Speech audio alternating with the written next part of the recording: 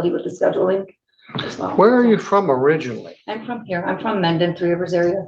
Okay, because you've got a lot of resources here in the county. Domestic assault reached out and helped, and you had some other stuff. For some reason, and you're in Kalamazoo primarily because that's where your treatment program is? Well, the treatment, there's lots of opportunities up there, but also my son goes to Portage Central Schools, and so I want him to stay in the same school district. That's very important for his stability. Now, you're not going to have a driver's license. Correct. But you'll have the opportunity to get a license through this one. We're going to get started. We have just one sentence here. Tuesday morning is not a usual time for a sentence, but we made arrangements to do this one. And I think it will be fairly non-controversial.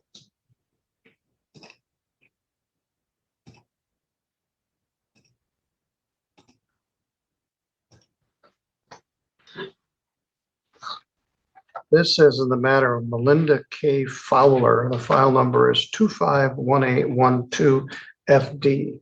You're Melinda Fowler? Yes, sir. Here with their lawyer, Mr. Ross Truckee. And I don't remember exactly why. I think it had to do with Ross's availability, but we set the matter for this morning at 11, and it seems to be a good time to do it. Also present is Mr. Matt Huff from the probation department, who's got a lot of background history on here, and Abigail Stoll from the prosecutor's office. Quite a bit of back behind the scenes work has been done on this case, and Matt and Autumn have been. Right from the start, you can feel the weight of this case. This isn't just about a sentence, it's about a life at a breaking point. When someone is described as being grabbed by the shoulders and shaken by the world, that usually means consequences have finally caught up. But here's the real question. Is this rock bottom or the beginning of a comeback? Working in conjunction with the Kalamazoo County Probation Department. And we have our sobriety court, and they have one or more. And on several occasions, they've referred people into our program, and on one or two, we've referred them into their program.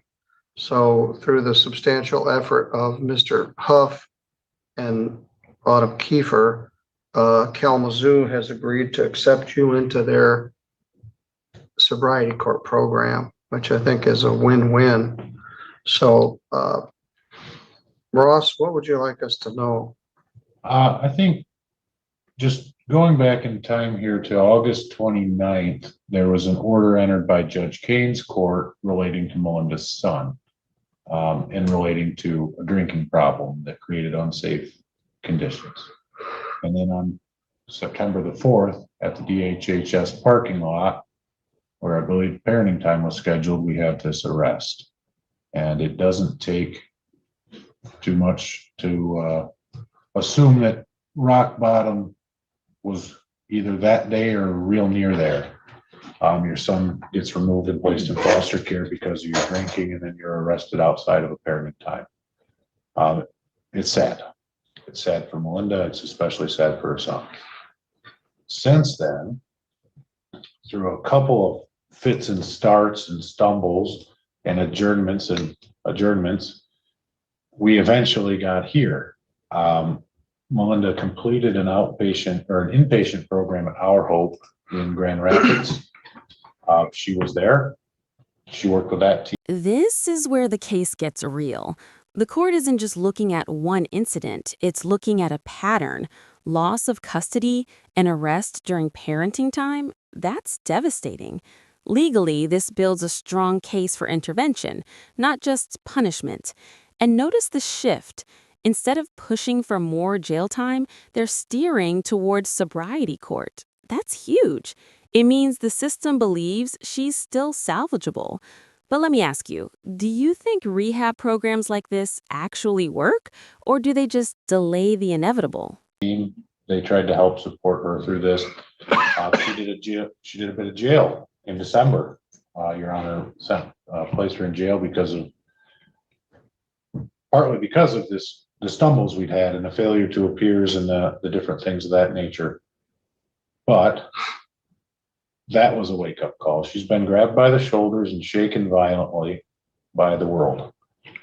And I hope that her eyes are coming into focus here, and that the sobriety court programming in Kalamazoo can get a foundation under her that lets her be the mother she wants to be. So I ask the court to just sentence to the sobriety court programming and transfer to Kalamazoo County.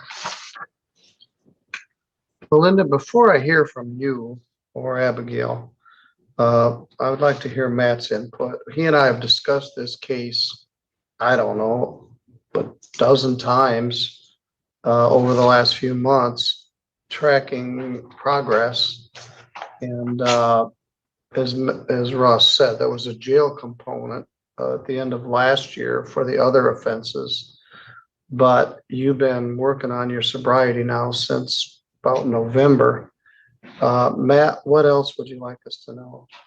Well, I think Ross did a pretty good job of explaining out what's been going on with Miss Fowler. I've worked with her in the past on the probation back in 2020. I got the distinct sense that she's trying to turn life around right now. Some individuals often can use treatment as a guise to avoid any sort of sanction that might be there. And I don't think Miss Fowler's doing that. I think that she's a resident of Kalamazoo County. She wants to get better. She wants to get her custody of her child back. And I think that the 8th District Court Sobriety Court is going to be the best hope for her to do that. The sustained long-term intensive probation to make sure that she's instilling the right habits in her life. As Mr. Truckee did point out as well, she did do a substantial amount of jail up front when there was. Well, I think she was using treatment to duck jail. So there was jail, but I don't think she is at this point. You said something interesting earlier this morning that she's at this point, the essence of it was she's not just talking the talk, but she's actually walking the walk and doing more than just going to a few meetings or that sort of thing. That's my impression. Abigail, do you have any objection to her being placed into the Kalamazoo sobriety court treatment program? I don't, Your Honor. We've had a good working relationship with them. Both our cases transferred there and their cases transferred down. I think everybody that's been transferred from Kalamazoo County has successfully completed our program. We may have given one back. Anyway, Ms. Fowler, you look good today. How long's it been since you had your last drink? 145 days. Good for you. Thank One you. day at a time. Where are you right now in the stage of your recovery? I'm staying at a recovery house called Abigail's Palace in Kalamazoo. What's it called? Abigail's Palace. Okay. It's a support group. The women there support each other. I go to groups through the house. And then I do groups through ISK, which is treatment and groups. It's individual therapy, whatever I need. It's also do a diagnosis. So for people with addictions and mental health issues, is to help cover all of those things. And I'm just getting into that program. I go to daily AA or NA meetings. And then just various other things that are required or have been asked of me. I wholeheartedly accept all of them. I'm happy to do it. Well, what happens next? Because at some point you got to walk or ride your bike without training wheels. And Ross says you really want to get some stability and get your own place. So from here, I've already set up with HRA, which is the Housing Resources up in Kalamazoo. And then I can't think of the other program that I'm involved with through ISK that's going to help me with housing, and they'll also help me with employment. There's a seminar I'm going to be going to March 31st at Urban Alliance that'll help me with employment needs. What kind of work have you done in the I've past? done cashiering, factory work, you name it, food, all of that. So I'm hoping to hear back on a job that I talked to them yesterday about. So hopefully that opens up because they have flexibility with the scheduling as well. Where are you from originally? I'm from here. I'm from Mendon, Three Rivers area. Okay, because you've got a lot of resources here in the county. Domestic assault reached out and helped, and you had some other stuff. For some reason, and you're in Kalamazoo primarily because that's where your treatment program is? Well, the treatment, there's lots of opportunities up there, but also my son goes to Portage Central Schools. And so I want him to stay in the same school district. That's very important for his stability. Now, you're not gonna have a driver's license, Correct. but you'll have the opportunity to get a license through this program with an interlock. That's a blessing too. All right. This is the operating while intoxicated. This took a while for all this to unfold. And I don't want to downplay Mr. Truckey's efforts here either. He's been trying to get you into this program since he got involved in the case. And so things kind of evolved. You did your jail time. But what you also did is you kept doing what you were supposed to do. You didn't stumble, you didn't drop out of the program, you didn't relapse. You stayed on the recovery path, which led us to where we are today.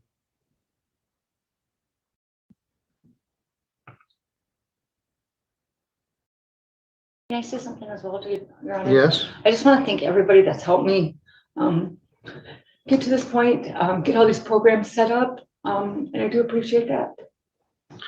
well, we contemplated putting you in our program. I'm the sobriety court judge, and I'm always looking for people to pull into the boat. But the logistics for you weren't going to work because you're in Kalamazoo. So this is an elegant solution to this problem. How much jail credit do we have 48 here? days. 48 days. And her bond was reduced to a PR bond December 23rd. So I don't believe we have any bond. All right. I'm gonna order 90 days, credit 48, leaving 42 deferred. And a 24-month probation. Some stuff I have to order. I'm gonna waive the